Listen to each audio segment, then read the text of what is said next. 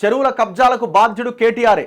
మంత్రిగా 10 ఏళ్లు చర్యలు తీసుకున్నందుకు ఆయన్ను అరెస్ట్ చేయాలి. ఎంపీ రఘునందన్ రావు ఎన్ కన్వెన్షన్ను బీఆర్ఎస్ హయాంలో ఎందుకు కూల్చలే? 2014లో కూల్చాలన్న హైకోర్టు ఇప్పుడు స్టే ఇవ్వడం ఏంటి? లంచ్ మోషన్ అని ఆగమాగంగా కేసులు వినకండని జడ్జిలకు విజ్ఞప్తి. సో ఇట్లాంటి టైంలో వేసే పిటిషన్ లంచ్ మోషన్ పిటిషన్ అంటారు. ఈ పిటిషన్లు ఎందుకు హడావుడిగా వింటున్నారు? జడ్జిలారా దయచేసి గమనించండి, ప్రజల ఆస్తిని కాపాడండి అని నిన్న రిక్వెస్ట్ చేస్తుండే ఎవరు? రఘునందన్ రావు గారు. ఆయన మాట్లాడిన బయట ఇగో ఇది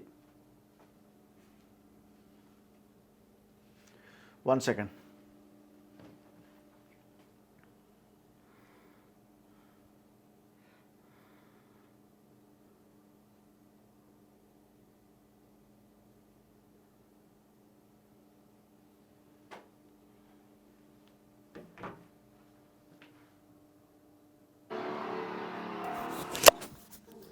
సో నేను గౌరవ న్యాయమూర్తులకు చేసేటువంటి అప్పీల్ ఏంటంటే,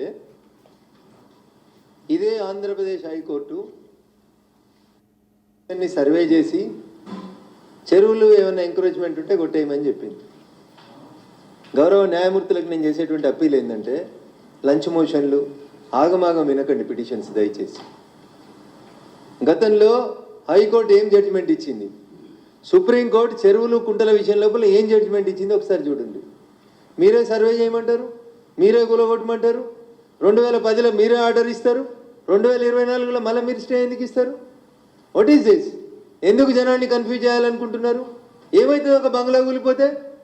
నాలాల పిల్లలు వాడి కొట్టుకపోయిన రోజు, నాలా కబ్జా అయిన రోజు మున్సిపల్ మంత్రిని రిమాండ్ చేయమని అడగలేని హైకోర్టు ఇలా ఎన్ కన్వెన్షన్ మీద స్టే ఎట్లు ఇస్తుందండి?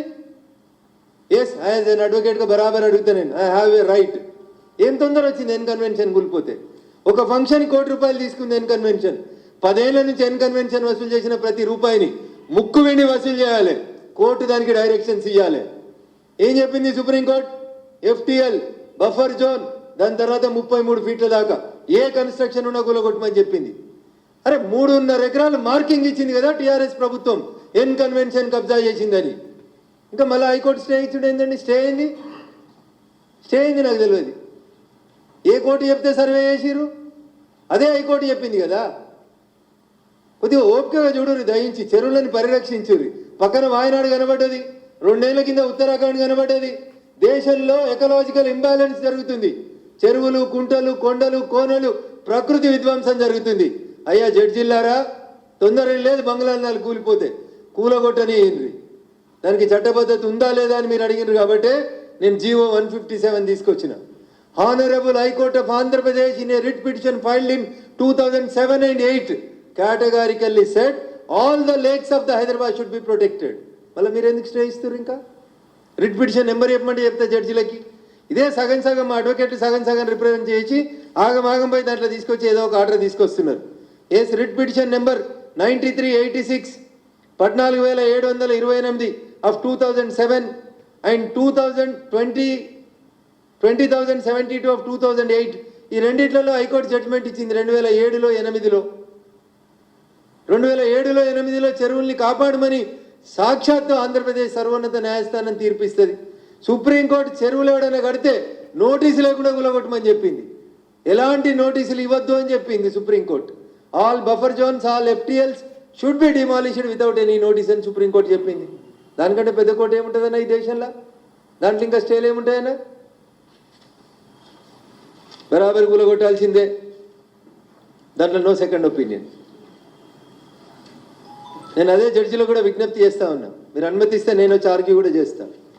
10 ఏళ్లలో మీరు డిస్మెటల్ చేసి డిమార్కెట్ చేసి కూలగొట్టమన్న తర్వాత వాళ్ళు సంపాదించిన ప్రతి రూపాయిని కట్టి గవర్నమెంట్కి, మున్సిపాలిటీకి.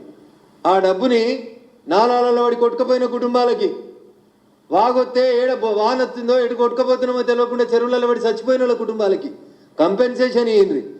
కళ్ళకు బట్ట కట్టుకోవద్దు దయించి. కళ్ళకు ఉన్నటువంటి బట్టను తీసి భాగ్యనగర వాసుల్ని కాపాడేందుకు కోర్టు కూడా సన్నద్ధం కావాలని చెప్పి ఈ సందర్భంగా అప్పీల్ చేస్తాను. So great statement. ఎందుకంటే ఇప్పుడు స్టే ఇవ్వడం ద్వారా ఆయన సంకల్పం గుర్తుకుంటున్నాడు నాగార్జున.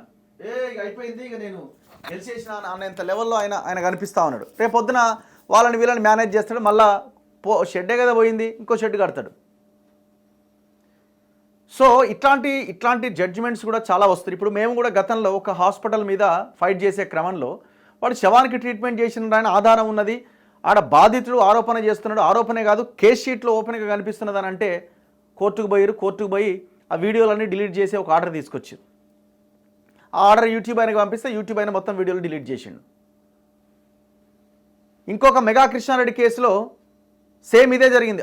అన్ని మీడియా సంస్థలకి ఇప్పుడు రజత్ కుమార్ బిడ్డ పెళ్లి మెగా కృష్ణారెడ్డి చేసిన ఎవిడెన్స్తో సహా ముందుకు తీసుకొస్తే అన్ని మీడియా సంస్థల మీద కేసు పెట్టి అసలు మెగా మీద మాట్లాడొద్దని ఒక ఆర్డర్ తీసుకొచ్చారు. అరే ఇట్లాంటి ఇప్పుడు వీళ్ళు మళ్ళీ ఇంత దారుణంగా వాళ్ళకి అనుకూలంగా ఉన్న కోర్టులకు వెళ్ళి ఈ రకమైన ఆర్డర్స్ తీసుకొస్తున్నారు. సరే ఈ పర్టికులర్ కేసులో అలా జరిగిందని నేను అంటలేను, కోర్టుని గౌరవించాలి. మళ్ళీ మనం ఏదైనా నెగిటివ్గా మాట్లాడితే మళ్ళీ ఇది కంటెంప్ట్ అంటారు, మళ్ళీ ఇదో లొల్లి.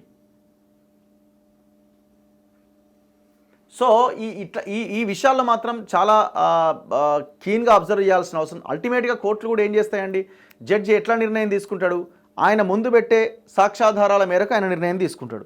సాక్ష్యాధారాలు ఎవరు పెట్టాలా? గవర్నమెంట్ పెట్టాలా? ఎవరు గట్టిగా వాదించాలా? జడ్జి, కోర్టు, అడ్వకేట్స్ వాదించాలా? సో ఈ రకంగా నిన్న రఘునందన్ రావు చేసిన స్టేట్మెంట్ కొంత వైరల్ అవుతున్నది, చర్చకు దారితీస్తున్నది. ఖచ్చితంగా చెరువుల్లో ఉన్న కట్టడాలన్నింటినీ కూల్చేయాల్సిందే. ఒకవేళ సామాన్య ప్రజలు ఎవరైనా ఇండ్లు కొనుక్కొని అటు ఇటు కట్టుకుంటే వేరే విషయం, కానీ వాళ్ళది కూడా ఒకవేళ ఖాళీ చేయించే పరిస్థితి వస్తే ఖాళీ చేయించి ఆ డబ్బులని ఎవడైతే అమ్మిండో వాళ్ళ దగ్గర నుంచి రికవరీ చేయాలి. ఇప్పుడు నాగార్జున అయినా రేపు పొద్దున పల్లారాజేశ్వరుడిని గురిస్తే పల్లారాజేశ్వరుడు అయినా అందులో సంపాదించిన అక్రమ సంపాదన ప్రభుత్వానికి ఇవ్వాలి. ఆ రకమైన చట్టాలు తీసుకురావాలా. ఒక రకంగా ఈ చెరువులు కబ్జా అన్నది, ప్రకృతిని కబ్జా చేయడం అన్నది నేరంతో సమానం, హత్యాచారంతో సమానం. ఎంతమంది ప్రాణాలు పోయి ఉంటాయి ఈ చెరువుల కబ్జా వల్ల చెప్పండి. హైదరాబాద్లో ఎంతమంది చెరువు నాళాల్లో పడి కొట్టుకుపోయారు? ఎందుకు వచ్చినాయి ఇళ్ళకి నీళ్లు? చెరువులు కబ్జా చేయడం వల్ల వచ్చినాయి.